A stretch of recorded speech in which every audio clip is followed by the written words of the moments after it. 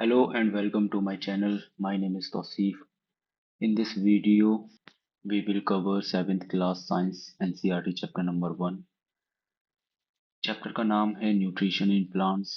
इस क्लास में हम न्यूट्रिशन इन प्लांट्स के बारे में समझेंगे। चैप्टर का इंट्रोडक्शन क्या कहता है? चैप्टर के इंट्रोडक्शन में हमें फूड के बारे में पढ़ने को मिलेगा और न्यूट्रिएंट्स के बारे में। Food is essential for all living organism. Food essential component होता है सारे ही लिविंग ऑर्गेनिज्म के लिए। न्यूट्रिएंट्स प्रेजेंट होते हैं फूड में। Now the specific nutritional needs and sources of food may vary among different organisms, but the fundamental rule of food is providing nourishment and sustaining life is universal. So इसका कहने का क्या मतलब है यहाँ पर? इसका मतलब ये है कि न्यूट्रिशनल नीड डिफरेंट ऑर्गेनिज्म की डिफरेंट डिफरेंट हो सकती है और अलग अलग न्यूट्रिशन डिफरेंट डिफरेंट फूड से मिलते हैं। ठीक है, ये अलग फूड कई तरीके के कई प्रकार के जो सोर्स फूड के सोर्सेज होते हैं उनसे अलग अलग प्रकार के न्यूट्रिएंट्स पाए जाते हैं। सिंपल वे में न्यूट्रिएंट्स क्या होते हैं? न्यूट्रिएंट्स केमिकल कंपाउंड्स होते हैं जो कि फूड में पाए जाते हैं। न्यूट्रिएंट्स केमिकल कंपाउंड होते हैं जो कि फूड में पाए जाते हैं। इसके सोर्सेज क्या क्या हो सकते हैं? इसके सोर्सेज के बारे में हम देखेंगे। तो पहले तो हम ये देखते हैं कि न्यूट्रिएंट्स, तो कार्बोहाइड्रेट्स एक न्यूट्रिएंट का प्रकार है।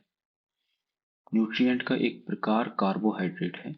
प्रोटीन भी एक न्यूट्रिएंट का प्रकार है। फैट भी एक न्यूट्रिएंट का प्रकार है। Vitamins, minerals and water and fibre, ये सभी न्यूट्रिएंट्स के प्रकार हैं। इन सारे ही न्यूट्रिएंट्स के जो सोर्सेज हैं वो क्या क्या हो सकते हैं, वो सोर्सेज ब्रैकेट के अंदर लिखे हैं, ये आपको पढ़ना है। कार्बोहाइड्रेट के सोर्सेज क्या हो सकते हैं? ब्रेड है, बीन है, मिल्क है, पोटैटोज हैं, एक्सेट्रा। प्रोटीन के जो सोर्सेज हैं वो क्या हो सकते हैं? एग है जैसे कि फिश है। ठीक। फैट्स के क्या सोर्सेज हो सकते हैं? Mushrooms, eggs, etcetera. विटामिन्स के sources fish, vegetable, seed, mushrooms, nuts, eggs. अब जो विटामिन है उसके भी कुछ प्रकार होते हैं या उसके भी काइंड होते हैं, कैटेगरीज होती हैं, उसको भी वर्गीकृत किया गया है, उसको भी बांटा गया है अलग अलग प्रकार में। जैसे कि विटामिन ए होता है, विटामिन ए जो कि रिस्पॉन्सिबल होता है बेटर आईसाइट के लिए। और विटामिन डी होता है, जैसे कि विटामिन डी रेयर डिजीज के लिए रिस्पॉन्सिबल होता है। एक रेयर डिजीज होती है जिसका नाम रिकेट होता है और ये बच्चों में होती है ज़्यादातर। सॉफ्ट बोन से रिलेटेड जो बोन्स होती हैं, हड्डियां होती हैं, उनसे रिलेटेड होती है ये disease. Right. Now next we have to move on minerals. तो मिनरल्स क्या होते हैं? अल्टीमेटली यहाँ पे हमें देखना है कि मिनरल एक न्यूट्रिएंट है और न्यूट्रिएंट, इस न्यूट्रिएंट के कौन कौन से सोर्स हैं? तो इसका सीरियल एक सोर्स है, मीट है, फिश है, नट्स, ड्राइड फ्रूट्स एक्सेट्रा। इन सोर्सेज में मिनरल पाया जाता है। आयरन और सोडियम मिनरल के प्रकार होते हैं। आयरन एंड सोडियम मिनरल के प्रकार हैं। Water and fibre also type of nutrients. ठीक है। अब यहाँ पे देखते हैं, plant can make food for themselves but animals including humans can not. इसका मतलब ये है कि प्लांट अपना खाना खुद से बना सकते हैं बट एनिमल्स इंक्लूडिंग ह्यूमंस नहीं कर सकते ऐसा।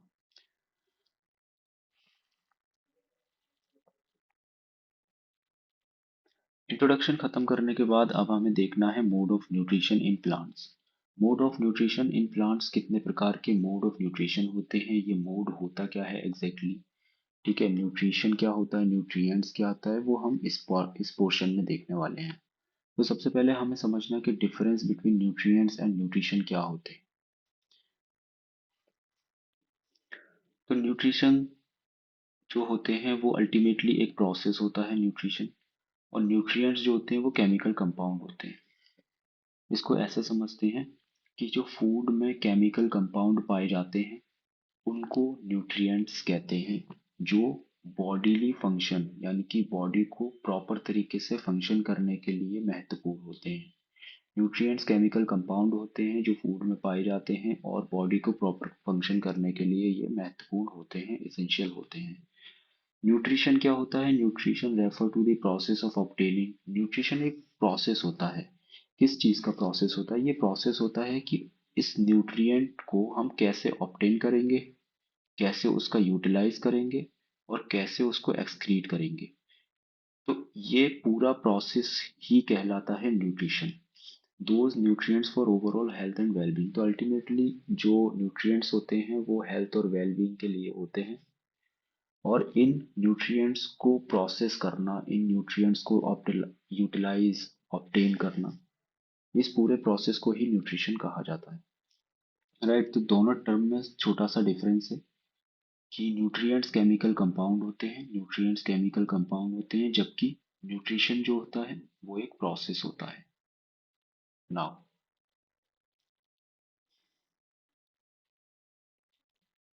सो न्यूट्रिएंट्स एंड न्यूट्रिशन के डिफरेंस के समझने के बाद अब हमें समझना है कि मोड ऑफ न्यूट्रिशन क्या होता है। मोड ऑफ न्यूट्रिशन दो प्रकार के होते हैं। फर्स्ट मोड ऑफ न्यूट्रिशन होता है autotrophic. Autotrophic mode of nutrition इसको बोलते हैं। इसमें क्या होता है? The mode of nutrition in which organism make food themselves. इसमें होता है कि जो ऑर्गेनिज्म होता है वो अपना खाना खुद से, देमसेल्व्स, खुद से बनाते हैं, जैसे कि उनको ऑटोट्रॉफ्स कहा जाता है। उन ऑर्गेनिज्म को ऑटोट्रॉफ कहा जाता है।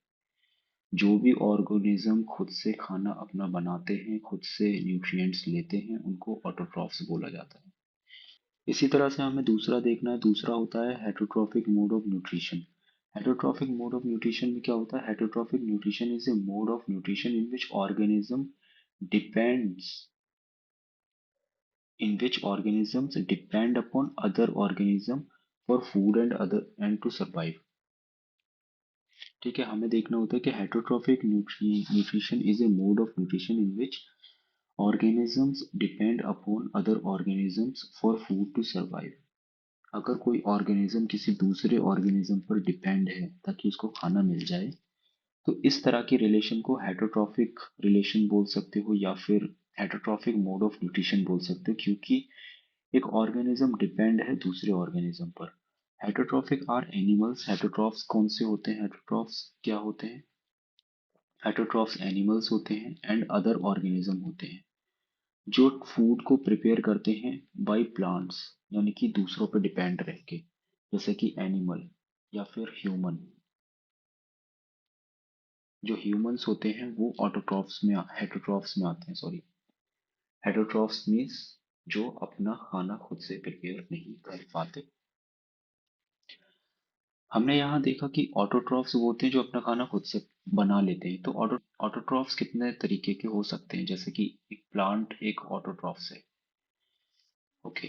एल्गी एक ऑटोट्रॉफ्स है, राइट। एंड ऑटोट्रॉफ बैक्टीरिया एक ऑटोट्रॉफ है। तो प्लांट में जैसे कि कैक्टस एक प्लांट है, ऑर्चिड एक प्लांट है। ये जो प्लांट्स होते हैं ये किसी और पे डिपेंड नहीं रहते खाने के लिए, राइट। इनको न्यूट्रिशन खुद से मिलता है, ये अपना खुद से न्यूट्रिशन प्राप्त कर लेते हैं।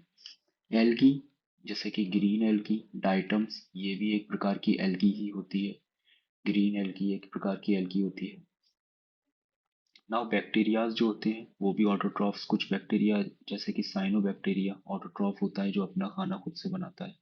कुछ नाइट्रोजन फिक्सिंग बैक्टीरिया होते हैं जो अपना खाना खुद से बनाते हैं, राइट। तो हमने ये देख लिया कि प्लांट, एल्गी और बैक्टीरिया, ये तीनों ही अपना खाना खुद से बना सकते हैं, लेकिन इनमें भी सभी तरह के बैक्टीरिया अपना खाना खुद से नहीं बना सकते, ना ही सभी तरह की एल्गीज। बट जो बैक्टीरिया होते हैं इनमें ऐसा नहीं है कि सभी तरह के बैक्टीरिया अपना खाना बना सकते हैं। There are many bacteria which do not able to make their food themselves, right। so autotrophs हमने यहाँ पढ़ा ऑर्गेनिजम्स होते हैं। ऑटोट्रॉफिक न्यूट्रिशन एक प्रोसेस होता है। जब भी टर्म आएगा ऑटोट्रॉफ मीन्स एक ऑर्गेनिज्म, जब भी टर्म आएगा ऑटोट्रॉफिक न्यूट्रिशन, इसका मीन्स है ए प्रोसेस, राइट। अब हेटरोट्रॉफिक न्यूट्रिशन का क्या मतलब है? हेटरोट्रॉफिक न्यूट्रिशन वो न्यूट्रिशन जिसमें एनिमल दूसरों पर डिपेंड रहता है अपना न्यूट्रिशन लेने के लिए। तो हेटरोट्रॉफ्स किनको बोला जाएगा? ऑर्गेनिजम्स को। और हेटरोट्रॉफिक न्यूट्रिशन किसको बोला जाएगा? एक प्रोसेस को। तो जो हेटरोट्रॉफ्स, जो ऑर्गेनिज्म होते हैं जो दूसरों पर डिपेंड करते हैं वो किस तरह से न्यूट्रिशन लेते हैं दूसरे जानवरों से, दूसरे ऑर्गेनिज्म से, दूसरे दूसरे जीव जंतुओं से, तो उसी प्रोसेस को हेटरोट्रॉफिक न्यूट्रिशन बोला जाता है। Right, now let's move on.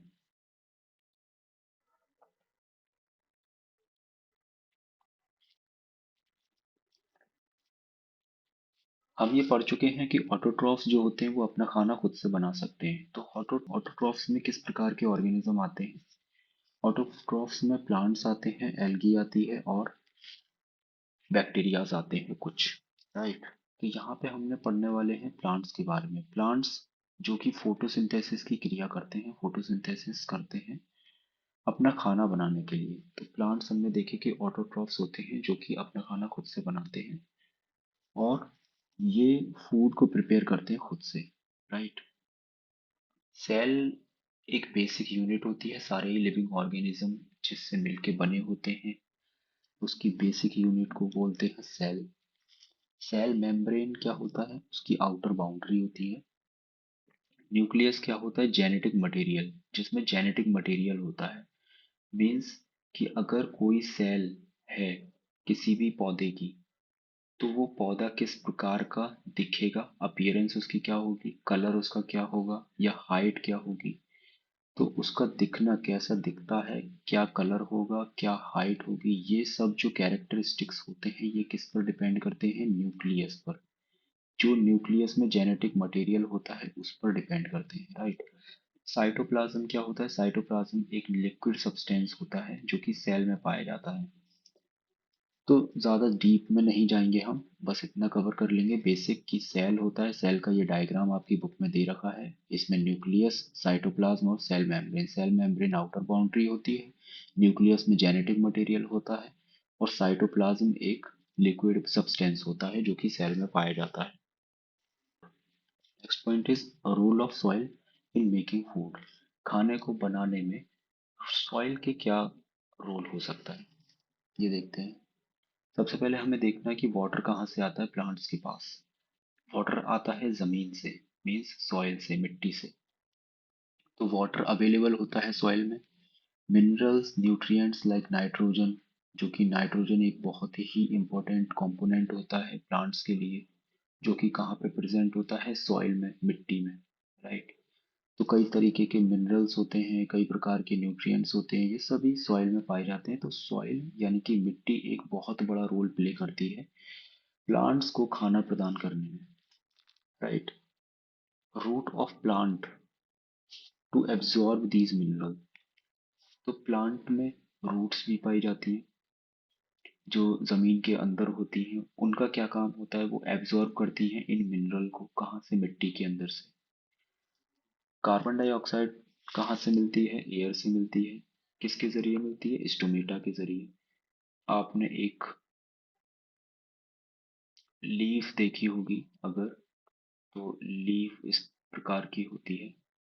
Right, तो इसमें जो छोटे छोटे होल्स होते हैं, टाइनी होल्स जिनको बोला जाता है, उनको हम क्या बोलते हैं? स्टोमेटा। तो ये जो होल्स हैं छोटे छोटे, इनको बोलते हैं स्टोमेटा। राइट, तो इन्हीं स्टोमेटा के जरिए कार्बन डाइऑक्साइड हवा से प्लांट्स के पास आती है। लीफ एंड स्टोमेटा का एक फिगर आपकी बुक में दे रखा है, फिगर नंबर 1.2, इसको आपको देखना है। राइट, नेक्स्ट देखते हैं, water and minerals are transported to leaves by vessels which run like pipes throughout the root, the stem, the branches and the leaves। जो पानी है और मिनरल्स हैं वो ट्रांसपोर्ट होते हैं पत्तियों की, पत्तियों में। किसके जरिए? वेसल्स के जरिए। अब ये वेसल्स क्या है? वेसल्स क्या है? छोटे छोटे पाइप्स होते हैं। यानी कि ये पेड़ है, ये पेड़ है, सॉरी इसमें बनाते हैं, देखते हैं, ये पेड़ है और ये पेड़ की जो पत्ती है, इस पत्ती तक कैसे ट्रांसपोर्ट, ये जड़ है, ये रूट है इसकी। ठीक, तो अब इन रूट में से पानी ट्रांसपोर्ट होगा, यहाँ से ऊपर जाएगा इधर, यहाँ तक, पत्ती तक। तो कैसे पहुंचेगा? तो वेसल्स के माध्यम से पहुंचता है वो। Which run like pipes throughout the root, जो कि जड़ों में पाइप की तरह पाई जाती हैं। The stems and branches and leaves, right. इस पूरे पोर्शन में हमसे समझा कि जो पानी होता है और मिनरल्स होता है वो ट्रांसपोर्ट होता है पत्तियों तक। किसके जरिए? वेसल्स के जरिए। वेसल्स क्या होता है? पाइप्स होते हैं, छोटे छोटे पाइप्स होते हैं जो कि कहाँ कहाँ पाए जाते हैं? जड़ों में पाए जाते हैं, तने में पाए जाते हैं, और ब्रांचेस शाखाओं में पाए जाते हैं, और पत्तियों में खुद में भी पाए जाते हैं। तो इन पाइप्स के जरिए ही वाटर और मिनरल वाटर और मिनरल जमीन से लेके इन पत्तियों में ऊपर ट्रांसपोर्ट होता है। Now next is energy from sunlight. So sunlight का क्या रोल होता है? जब एक पेड़ या एक पौधा अपना खाना खुद से बनाता है तो उसमें सनलाइट का क्या रोल होता है? सनलाइट का रोल ये होता है कि उसको एनर्जी मिलती है किससे? सनलाइट से। तो प्लांट जो होता है वो कैप्चर करता है by green pigment. Green pigment के द्वारा सनलाइट को कैप्चर करता है, जिसको क्लोरोफिल के नाम से भी जाना जाता है, जो कि पत्तियों में प्रेजेंट होता है। पत्तियां जो कि हरी होती हैं, ये पत्ती हरी है क्योंकि इसमें क्लोरोफिल की मात्रा है। क्लोरोफिल की एक सर्टेन अमाउंट में क्लोरोफिल पाया जाता है, जिसकी वजह से ये पत्ती हरी है। और इस क्लोरोफिल के कारण ही सन से जो एनर्जी आती है, जो रेज आती हैं, उसको एब्जॉर्ब किया जा सकता है। एक पिगमेंट क्या होता है? एक कलर्ड सब्सटेंस होता है, एक कलर्ड पदार्थ होता है, एक रंग, एक ऐसा पदार्थ जिसका एक रंग होता है दैट एब्जॉर्ब सर्टेन वेवलेंथ। तो सूरज से आने वाली किरणों की कुछ वेवलेंथ को ये पिगमेंट एब्जॉर्ब कर लेता है। ठीक। Next point is when sunlight is shined. जब सनलाइट पड़ती है ग्रीन लीफ पर, the violet, red and orange wavelength are absorb. Violet, red और ऑरेंज वेवलेंथ तो एब्जॉर्ब हो जाती हैं, बाकी बची हुई वेवलेंथ रिफ्लेक्ट होती हैं, जो कि ग्रीन दिखाई पड़ती हैं। ठीक है। जब कोई पत्ती वॉयलेट कलर एब्जॉर्ब कर लेगा, रेड और ऑरेंज कलर एब्जॉर्ब कर लेगा, तो बचा हुआ कलर कौन सा होगा? ग्रीन, जो कि रिफ्लेक्ट होता है पत्तियों में से। Next point is the synthesis process of making food. Synthesis का क्या मतलब होता है? प्रोसेस ऑफ मेकिंग, यानी कि बनाने का जो प्रोसेस होता है, प्रक्रिया होती है पूरी, खाना बनाने की प्रक्रिया। Occur in presence of sunlight, it is called photosynthesis. It is called photosynthesis. The synthesis process of making. तो ये हमने समझ लिया कि खाना बनाने की पूरी प्रक्रिया जो होती है सिंथेसिस, और जो सनलाइट की प्रेजेंस में होती है उसी को फोटोसिंथेसिस बोला जाता है। Sunlight is the ultimate source of energy for all living organism. ये हम जानते हैं कि सन जो होता है वो अल्टीमेट सोर्स ऑफ एनर्जी होता है फॉर ऑल लिविंग ऑर्गेनिज्म। अब इस पॉइंट को समझते हैं। Photosynthesis also takes place in other parts of plant. Photosynthesis की जो प्रक्रिया होती है वो प्लांट्स के दूसरे पार्ट्स में भी होती है।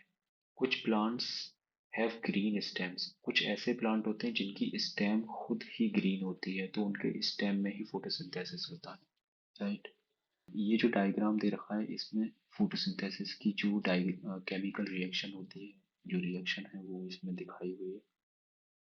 फर्स्ट क्या है कि कार्बन डाइऑक्साइड प्लस वाटर मिलके क्या बनाते हैं? कार्बोहाइड्रेट एंड ऑक्सीजन बनाते हैं। बट कंडीशन ये है कि सनलाइट होनी चाहिए और क्लोरोफिल होना चाहिए। तो जब भी कार्बन डाइऑक्साइड मिलती है हमें एटमॉस्फेयर से, और वाटर हमें मिलता है सॉइल से, मिट्टी से। सन से हमें सनलाइट मिलती है, और क्लोरोफिल प्रेजेंट होता है जो कि लीव्स में, पत्तियों में, ग्रीन स्टेम्स में पाया जाता है, जो कि एक पिगमेंट होता है, कलर्ड सब्सटेंस होता है। तो जब ये कंडीशंस फुलफिल होती है तो कार्बोहाइड्रेट और ऑक्सीजन बनता है। कार्बोहाइड्रेट क्या होता है एक्चुअल में? कार्बोहाइड्रेट ही एनर्जी होती है, सोर्स होता है, या फिर फूड होता है, इसको ही हम फूड बोलते हैं। तो जो कार्बोहाइड्रेट बनेगा ये प्लांट के लिए फूड होगा, और ऑक्सीजन बनता है। फिगर नंबर 1.3 में आप देख सकते हैं, इसमें डायग्राम दिखाया गया फोटोसिंथेसिस का। ऑक्सीजन के बारे में हमें देखना है कि ऑक्सीजन प्रोड्यूस्ड होती है फोटोसिंथेसिस के दौरान। It is not produced in night during respiration. ये फैक्ट आपको पता होना चाहिए कि ऑक्सीजन रात में प्रोड्यूस नहीं होती है, क्योंकि ऑक्सीजन केवल और केवल सनलाइट की प्रेजेंस में ही प्रोड्यूस हो सकती है। राइट। स्टार्च क्या होता है? स्टार्च एक कार्बोहाइड्रेट है, और कार्बोहाइड्रेट क्या है? फूड है। किसके लिए? प्लांट के लिए। तो पौधों, पेड़ पौधों के लिए जो खाना है वो कार्बोहाइड्रेट की फॉर्म में होता है। कैसे बनता है? कार्बन डाइऑक्साइड और वाटर की मदद से। और इसी खाने को, जो एक कार्बोहाइड्रेट होता है, इसी को ही स्टार्च बोला जाता है।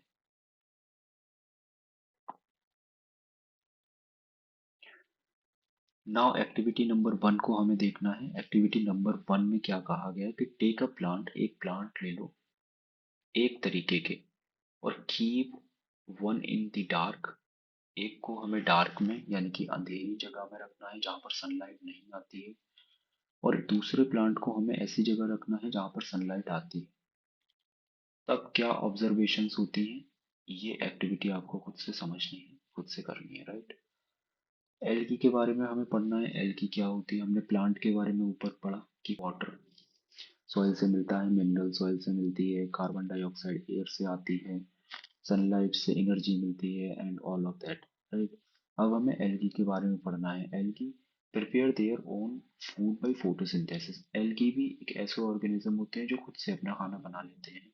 They contain chlorophyll which gives them green colour. जो एल्गी होती है वो ग्रीन कलर में दिखती है क्योंकि उनके पास भी क्लोरोफिल होता है। तो एल्गी फाउंड इन पॉन्ड और stagnant water, not in river. Algae ponds में पाई जाती है और स्टेगनेंट वाटर में पाई जाती है because of excessive presence of nutrients. तो पॉन्ड्स में जहाँ पे पानी रुका हुआ है, अगर वहाँ पर न्यूट्रिएंट की मात्रा ज़्यादा है, अगर वहाँ पे न्यूट्रिएंट्स की मात्रा ज़्यादा है, तो वहाँ पे एल्गी इकट्ठी होने लगती है। राइट। क्योंकि उन्हें न्यूट्रिएंट्स ही तो चाहिए ग्रो होने के लिए। नाउ इस पॉइंट में कहा गया है कि synthesis of plant food other than carbohydrate. Carbohydrate के अलावा क्या प्लांट कोई अदर फूड भी प्रिपेयर करता है या नहीं? हमने पीछे देखा कि कार्बोहाइड्रेट बनता है प्लस ऑक्सीजन बनती है यानी कि O2। राइट। ये हम पढ़ चुके हैं। कार्बोहाइड्रेट कब बनता है? फोटोसिंथेसिस के दौरान। कार्बोहाइड्रेट बने होते हैं, मेड ऑफ किस चीज के बने होते हैं? कार्बन के, हाइड्रोजन के, एंड ऑक्सीजन के। Right. Protein and fat are synthesized by carbohydrate. तो प्रोटीन एंड फैट्स जो होते हैं वो कार्बोहाइड्रेट के द्वारा प्रिपेयर किए जाते हैं। यहाँ पे हमें ये समझने को मिला कि जो एक प्लांट होता है वो कार्बोहाइड्रेट को प्रिपेयर करता है, फिर कार्बोहाइड्रेट प्रोटीन एंड फैट को प्रिपेयर करते हैं या सिंथेसाइज करते हैं। Protein and fat. Right. Now next is nitrogen. Nitrogen present in abundance in gaseous form 78%, but plants cannot absorb directly। ये एक इम्पोर्टेंट फैक्ट की तरह आप याद कर सकते हैं कि जो नाइट्रोजन होता है वो एटमॉस्फेयर में अबंडेंस यानी कि बहुत ज़्यादा मात्रा में, बहुत ज़्यादा हाई लेवल की मात्रा में प्रेजेंट होता है एटमॉस्फेयर में। बट लेकिन प्लांट्स जो होते हैं, जो पेड़ पौधे होते हैं, वो डायरेक्टली नाइट्रोजन को एब्जॉर्ब नहीं कर पाते। राइट। वो नाइट्रोजन को डायरेक्ट एटमॉस्फेयर से एब्जॉर्ब नहीं कर सकते। नाउ हमने देखा कि जो नाइट्रोजन होती है वो बहुत सारी मात्रा में एनवायरनमेंट में पाई जाती है, लेकिन प्लांट के द्वारा डायरेक्टली एब्जॉर्ब नहीं की जा सकती। तो उसके लिए क्या होता है कि जो मिट्टी में बैक्टीरियाज पाए जाते हैं वो क्या करते हैं, वो इस एटमॉस्फेयर में पाई जाने वाली नाइट्रोजन गैस को ही बदल देते हैं किसमें? एक ऐसे पदार्थ में कि उस पदार्थ को प्लांट डायरेक्टली यूज कर सके। तो मिट्टी में वो पदार्थ प्रेजेंट होता है और उस मिट्टी से एब्जॉर्ब कर लिया जाता है प्लांट के द्वारा। Farmer adding fertilizers rich in nitrogen to the soil. किसान जो होते हैं वो फर्टिलाइजर को अपने खेत की मिट्टी में छिड़कते हैं, फर्टिलाइजर को छिड़कते हैं ताकि जो नाइट्रोजन की कमी है वो पूरी हो सके। ठीक। अब अगला टॉपिक है other modes of nutrition in plants. ठीक है। इसको हम समझते हैं, हमने पहला मोड पढ़ लिया।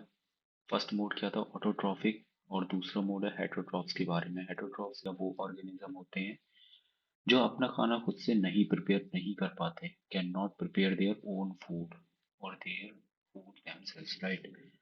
जिसमें कौन कौन से ऑर्गेनिज्म आते हैं, ह्यूमंस आते हैं, एनिमल्स आते हैं।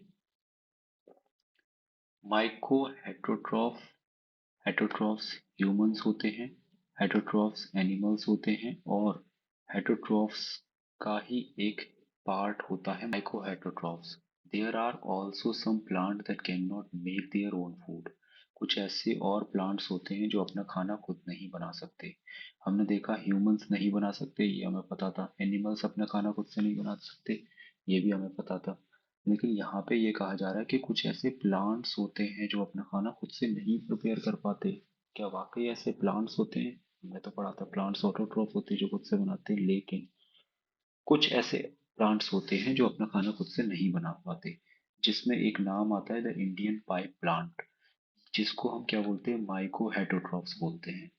इसका क्या मतलब है कि ये अपना खाना खुद से नहीं बना पाता, दूसरों पर डिपेंडेंट रहता है। जो भी दूसरों पर डिपेंडेंट रहेगा उसको हेटरोट्रॉफ्स बोलते हैं। माइकोहेटरोट्रॉफ होता है द इंडियन पाइप प्लांट। ठीक, ये रिलेशन बनाता है, ये एक फॉर्म बनाता है, एक पैरासिटिक रिलेशनशिप बनाता है। पैरासिटिक रिलेशनशिप मतलब दूसरे पर डिपेंडेंट रहना और उसको कुछ भी फायदा ना पहुंचाना, सिर्फ उससे अपने फायदे की चीज लेना। जैसे ये फंगी के साथ जुड़ के पैरासिटिक रिलेशनशिप बनाता है।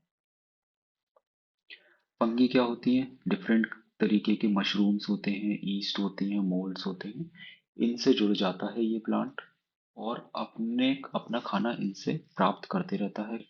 It is not able to perform photosynthesis, ये फोटोसिंथेसिस नहीं कर सकता। और इसके बारे में पढ़ना है तो आप इंटरनेट पर पढ़ सकते हैं। फिगर नंबर 1.5 में कस्कुटा अमरबेल जिसको बोलते हैं, is a heterotrophic plant. It is a parasitic plant. ये एक पैरासिटिक प्लांट होता है जो कि दूसरे प्लांट पर निर्भर रहता है अपने खाने के लिए। Plant on which climbs it is called host. तो जिस भी प्लांट पर ये निर्भर रहता है, जिस भी प्लांट पर ये डिपेंड रहता है, उस प्लांट को क्या बोला जाता है, host plant. Now next is there are a few plants which can trap insects. तो कुछ ऐसे प्लांट्स भी होते हैं जो अपना खाना खुद से नहीं बना पाते बट वर्क को इंसेक्ट को अपने अंदर डाइजेस्ट कर जाते हैं। जैसे कि एक फेमस नाम आता है पिचर प्लांट। बोला जाता है कि इंसेक्ट ईटिंग प्लांट है ये, और इसको इंसेक्टिवायरस प्लांट भी बोला जाता है, insectivorous plant, right. Next topic है सेप्टोट्रॉफ के बारे में। Saprotrophic nutrition and saprotrophs. This mode of nutrition in which organisms take in nutrients from dead and decaying matter is called saprotrophic nutrition. तो जब भी कोई ऑर्गेनिज्म मरे हुए जीव जंतुओं से अपना न्यूट्रिएंट प्राप्त करते हैं तो उनको सेप्रोट्रॉफिक न्यूट्रिशन बोला जाता है। ऐसे ऑर्गेनिज्म को क्या कहा जाता है, सेप्रोट्रॉफ कहा जाता है। Saprotroph also known as decomposer, इनको डिकम्पोजर के नाम से भी जाना जाता है या फिर सेप्रोफाइट के नाम से भी जाना जाता है। ये ऑर्गेनिज्म होते हैं जो न्यूट्रिएंट को प्राप्त करते हैं डेड ऑर्गेनिक मैटर से। सिंपल है। Example of saprotroph including fungi bacteria, कुछ एग्जाम्पल यहाँ दे रखे हैं जैसे कि fungi bacteria and some species of insects. कुछ इंसेक्ट्स भी होते हैं जो सेप्रोट्रॉफ होते हैं। Fungi they are distinct from plant, ये प्लांट से थोड़े से डिफरेंट होते हैं, अलग होते हैं। एनिमल से भी अलग होते हैं और बैक्टीरिया से भी अलग होते हैं। Fungi are characterized by their ability to obtain nutrients through absorption. Fungi को उनकी एबिलिटी के द्वारा पहचाना जा सकता है या फिर उनको कैरेक्टराइज्ड या फिर बांटा जा सकता है, क्योंकि जब वो न्यूट्रिएंट्स प्राप्त करते हैं तो वो एब्जॉर्प्शन करते हैं रादर की फोटोसिंथेसिस लाइक प्लांट। तो प्लांट जैसे फोटोसिंथेसिस करते हैं वैसे वो फोटोसिंथेसिस नहीं करते हैं, बल्कि वो एब्जॉर्प्शन करते हैं, वो एब्जॉर्ब करते हैं न्यूट्रिएंट्स को। Fungi are decomposers that break down decaying matter. Fungi जो है डिकम्पोजर्स होते हैं। डिकम्पोजर्स वो ऑर्गेनिज्म होते हैं जो किसी भी पदार्थ को डिके में बदल देते हैं, डिकेइंग मैटर में। फंगाई के कुछ प्रकार होते हैं, जैसे ईस्ट हो गया, मोल्ड, ये भी एक फंगी है, और मशरूम, ये भी एक फंगी है। Mushroom, mould, yeast are all type of fungi. Fungi also grow on pickles. आपने देखा होगा पिकल्स होता है, काफी दिन का रखा हुआ है और उस पर फंगाई जम जाती है। आपने देखा होगा कि रेनी सीजन में कभी कभी क्या होता है कि लकड़ी पर कुछ अम्ब्रेला शेप्ड क्लस्टर्स जम जाते हैं, जिस जो कॉटन की तरह होते हैं, या कि मशरूम की तरह कह सकते हो। फिगर नंबर 1.7 को आपको देखना है। कभी कभी आपने देखा होगा कि बारिश के मौसम में जो लकड़ी होती है वो सड़ जाती है। ठीक। अब उस सड़ी हुई लकड़ी पर कुछ कॉटन जैसा उग जाता है, या सॉफ्ट अम्ब्रेला शेप्ड क्लस्टर सा उग जाता है, बन जाता है रेनी सीजन में। उसके बारे में इसमें समझाया गया है, आपको समझना है, देखना है इस फिगर नंबर 1.7। तो अल्टीमेटली वो भी क्या होता है, डिपेंडेंट ही रहता होगा दूसरे पे, सेप्टोट्रॉफ होता है, डिकेइंग मैटर पर डिपेंड रहता है।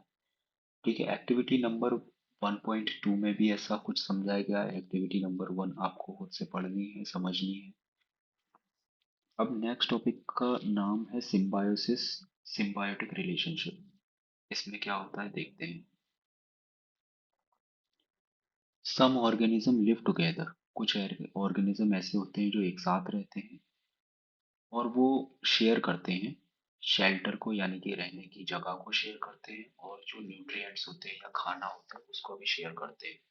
सिंपल। कुछ ऐसे ऑर्गेनिज्म जो शेयर करते हैं शेल्टर को और न्यूट्रिएंट्स को, जैसे कि एग्जाम्पल के तौर पे कुछ ऐसी फंगाई होती हैं जो लिव, यानी कि रहती हैं inside the root of plant, यानी कि प्लांट की जड़ में कुछ ऐसी फंगाई रहती हैं। तो वो किस चीज का एग्जाम्पल हो गया, सिम्बायोटिक रिलेशनशिप का। उससे होगा क्या कि फंगाई को भी शेल्टर मिलेगा और प्लांट को न्यूट्रिएंट्स मिलेंगे, तो इस तरह का एक कॉम्बिनेशन बन जाता है, और उसी रिलेशन को क्या बोला जाता है, symbiotic relationship. The plant provide nutrients to fungus. तो प्लांट्स जो होता है, जो जहाँ पे पौधा होता है वो तो न्यूट्रिएंट देता है फंगस को, और उसके बदले फंगस होता है वो वाटर प्रोवाइड कराता है, और कुछ अदर न्यूट्रिएंट जो प्लांट के पास नहीं होते वो न्यूट्रिएंट्स फंगस प्रोवाइड कराता है। In the process of nitrogen fixation, gaseous nitrogen is converted into ammonia by nitrogen fixing bacteria. हमने पीछे पढ़ा था कि एक नाइट्रोजन फिक्सिंग बैक्टीरिया होता है जो एटमॉस्फेयर की नाइट्रोजन को बदल देता है, यूजेबल कंडीशन में ला देता है, उसको यूजेबल बना देता है, ताकि प्लांट उसको एब्जॉर्ब कर सके, सॉइल से, मिट्टी में से एब्जॉर्ब कर सके plant. In this process of nitrogen fixing fixation, gaseous जो गैस वाली नाइट्रोजन होती है उसको बदल दिया जाता है, कन्वर्ट कर दिया जाता है, अमोनिया में कन्वर्ट कर दिया जाता है बाई नाइट्रोजन फिक्सिंग बैक्टीरिया। किसके द्वारा, उस बैक्टीरिया के द्वारा। उस बैक्टीरिया को क्या बोलते हैं, nitrogen fixing bacteria. Now next is nitrogen fixing bacteria and legumes. Certain bacteria such as rhizobium forms nodules on root of leguminous plants. Example peas. Leguminous plants कौन से होते हैं, जैसे कि पीज एंड बीन्स, मटर के जो पौधे होते हैं। इस हेडिंग में हमें क्या पढ़ना है इस पूरे टॉपिक में, कि नाइट्रोजन फिक्सिंग जो बैक्टीरिया होता है और लेगुमिनस प्लांट का जो रिलेशनशिप होता है वो एक सिम्बायोटिक रिलेशनशिप होता है, जिसमें क्या हो रहा है कि एक बैक्टीरिया है जिसका नाम है राइजोबियम, वो इन लेगुमिनस प्लांट पर रहता है। ठीक है, इनकी जड़ों पर रहता है, रूट पर रहता है, जैसे ये rhizobium bacteria in nodule. These bacteria convert atmospheric nitrogen, तो ये जो बैक्टीरिया यहाँ पे रह रहा है इनकी जड़ों पर, ये बैक्टीरिया क्या करेगा, कन्वर्ट करेगा। क्या कन्वर्ट करेगा, नाइट्रोजन को। जी, नाइट्रोजन फिक्सिंग बैक्टीरिया नाइट्रोजन को कन्वर्ट कर देगा ताकि प्लांट इस नाइट्रोजन को यूज कर सके। इन रिटर्न, उसके रिटर्न में क्या होता है कि the plant provide the bacteria with carbohydrate. जो प्लांट होता है बैक्टीरिया को कार्बोहाइड्रेट प्रोवाइड कराता है। The other example of symbiotic relationship is cyanobacteria भी एक तरीके का बैक्टीरिया होता है जो कि नाइट्रोजन फिक्सिंग बैक्टीरिया की तरह होता है, राइट। नेक्स्ट इज लीचेंस के बारे में देखते हैं थोड़ा सा। A chlorophyll containing partner which may be algae or cyanobacteria and a fungus live together through a symbiotic association। Symbiotic association हमने ये जाना कि सिम्बायोटिक रिलेशनशिप या सिम्बायोटिक एसोसिएशन से वो रिलेशनशिप होते हैं जिसमें दो ऑर्गेनिज्म एक साथ रहते हैं और दोनों को ही बेनिफिट होते हैं। मीन्स जैसे कि हमने ऊपर देखा था, राइजोबियम जो बैक्टीरिया होता है वो लिग्यूमिनस प्लांट के साथ सिम्बायोटिक रिलेशनशिप बनाता है। सेम इसी तरह से लीचेंस जो होते हैं वो भी सिम्बायोटिक एसोसिएशंस बनाते हैं। और बट लीचेंस अपने आप में एक ऑर्गेनिज्म नहीं होता। ठीक है, लीचेंस हम कब कहते हैं उसको लीचेंस? लीचेंस हम कहते हैं कि जब एक क्लोरोफिल, एक ऐसा ऑर्गेनिज्म जिसमें क्लोरोफिल पाया जाता है और एक फंगस, जब ये दोनों मिलके आपस में रिलेशनशिप बनाते हैं तब एक सिम्बायोटिक एसोसिएशन बनता है। A composite organism made up of two or more independent organism. तो लीचेन खुद में अपना एक ऑर्गेनिज्म नहीं है, ये दो या दो से अधिक ऑर्गेनिज्म के मिलने के बाद बनता है। तो lichens is formed through a symbiotic association, ये सिम्बायोटिक एसोसिएशन के थ्रू ही फॉर्म हो सकता है between a fungus and a photosynthesis partner. तो कब बनता है? जब कोई फंगस या फिर जब कोई फंगस और एक फोटोसिंथेसिस करने वाला ऑर्गेनिज्म साथ में सिम्बायोटिक एसोसिएशंस बनाते हैं तब लीचेंस बनते हैं, तो जिनको लीचेन बोला जाता है। Component of lichen are independent and can not survive independently. तो अब ऐसा नहीं हो सकता कि अगर एक एल्गी है या साइनोबैक्टीरिया है तो इनको अलग कर दो और फंगस को अलग कर दो तो ये दोनों सेपरेटली ग्रो हो सकते, नहीं, ऐसा नहीं हो सकता। दोनों को साथ में रहना, दोनों का साथ में सिम्बायोटिक एसोसिएशन बनाना इम्पोर्टेंट है, तभी उसको सिम्बायोटिक एसोसिएशन बोलते हैं और तभी वो सरवाइव कर सकते हैं। यही यहाँ समझाया गया है कि लीचेंस दो या दो से ज्यादा ऑर्गेनिज्म से मिलकर बने होते हैं, ये सरवाइव इंडिपेंडेंटली नहीं कर सकते। सो लीचेंस आर नॉट कंसीडर्ड सेपरेट। तो लीचेंस को सेपरेट कंसीडर नहीं करा जाता, बल्कि ये तो रिजल्ट होते हैं या फिर ये बनते हैं, कब बनते हैं? जब फंगाई एंड एल्गी या साइनोबैक्टीरिया मिलते हैं। सो हमने देखा कि जो लीचेंस होते हैं उनको सेपरेटली कंसीडर नहीं किया जा सकता, ये दो या दो से अधिक ऑर्गेनिज्म के मिलने के बाद ही बनते हैं, जिसमें एक ऑर्गेनिज्म फंगी होना चाहिए, और दूसरा ऑर्गेनिज्म एल्गी या साइनोबैक्टीरिया होना चाहिए। क्योंकि जो एल्गी होती है वो क्या होती है? क्लोरोफिल कंटेंट होता है इसमें, क्योंकि एल्गी में क्लोरोफिल कंटेंट होता पाया जाता है, यानी कि ये फोटोसिंथेसिस की प्रक्रिया करता है। So that is why that make a symbiotic relationship। अब नेक्स्ट टॉपिक है how nutrition are replenished in the soil. तो जो मट्टी में न्यूट्रिशन कैसे रिप्लेनिश्ड होते हैं, कैसे वो दोबारा से रिवाइव्ड होती है, यानी कि जो मिट्टी होती है अगर उसमें से एक बार न्यूट्रिशन खत्म हो गई तो दोबारा से कैसे रिवाइव्ड होती है, मिट्टी अपने आप को कैसे रिवाइव करती है। तो कभी कभी क्या होता है कि मट्टी है, मट्टी में न्यूट्रिशंस है, बट वो न्यूट्रिशंस कितने समय तक रह सकते हैं? एक लिमिटेड समय तक ही रह सकते हैं।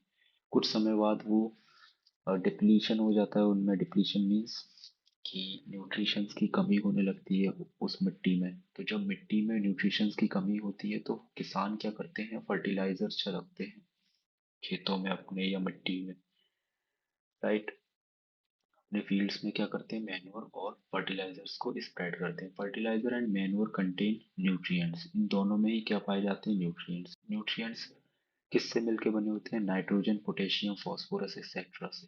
मट्टी एनरिच हो जाती है, मट्टी की उपज बढ़िया होती है। उस जिस भी मिट्टी में ज़्यादा से ज़्यादा या अच्छे न्यूट्रिएंट्स पाए जाते हैं, ज़्यादा प्रॉपर मात्रा में न्यूट्रिएंट पाए जाते हैं, तो उस मिट्टी की उपज अच्छी होती है। जब भी उसमें कोई फसल उगाते हैं तो अच्छी फसल उगती है, एक प्रॉपर ग्रोथ मिलती है उसमें, right. Plant need nitrogen, plant को नाइट्रोजन की जरूरत होती है in a soluble form to absorb through their root. Plant जो नाइट्रोजन लेता है वो रूट से लेता है और ऐसी फॉर्म में लेता है कि वो सॉल्युबल होनी चाहिए ताकि वो रूट के जरिए ट्रांसपोर्ट हो सके other part of the plant, right. The bacterium called rhizobium, तो एक बैक्टीरिया होता है राइजोबियम, वो कन्वर्ट करता है गैसियस नाइट्रोजन को इनटू यूजेबल फॉर्म में। But rhizobium can not make its food own, but rhizobium अपना खाना खुद से नहीं बनाता, so it often lives in root of grams, दूसरों के रूट के तो ये दूसरों की जड़ों में रहता है।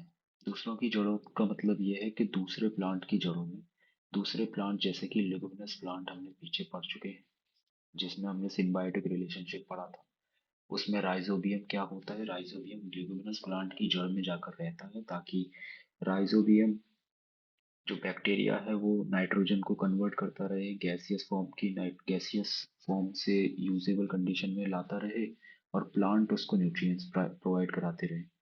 ठीक है, provide them with nitrogen in return the plant provide food and shelter. अब उसके रिटर्न में प्लांट फूड और शेल्टर प्रोवाइड कराते हैं उस बैक्टीरिया को, उसी को सिम्बायोटिक रिलेशनशिप भी हम पीछे पढ़ चुके हैं, राइट। नाउ हम चैप्टर के एंड की तरफ बढ़ते हैं। यहाँ पे कंक्लूजन में हम इस चैप्टर को ये समझ सकते हैं कि most of the plants are autotroph, ज़्यादातर प्लांट कैसे होते हैं, autotrophs. Only a few plants are parasitic, कुछ ऐसे प्लांट होते हैं जो पैरासिटिक या सेप्टोट्रॉफिक हो सकते हैं। All animals are categorized as heterotroph, सारे ही एनिमल को किस तरह की कैटेगरी में रखा गया है, हेटरोट्रॉफ्स की कैटेगरी में रखा गया है। Since they depend on plants, क्योंकि वो डिपेंड होते हैं प्लांट पर, एंड एनिमल अपना खाना खुद से नहीं बना पाते। Now you have some questions. First question is carbon dioxide is released during photosynthesis, is it true or false? Plants which synthesize their food are called saprotrophs. Is it true or false? The product of photosynthesis is not a protein. Is it true or false? Solar energy is converted into chemical energy during photosynthesis. Is it true or false? So now here we are doing end this video, and we will meet in next video.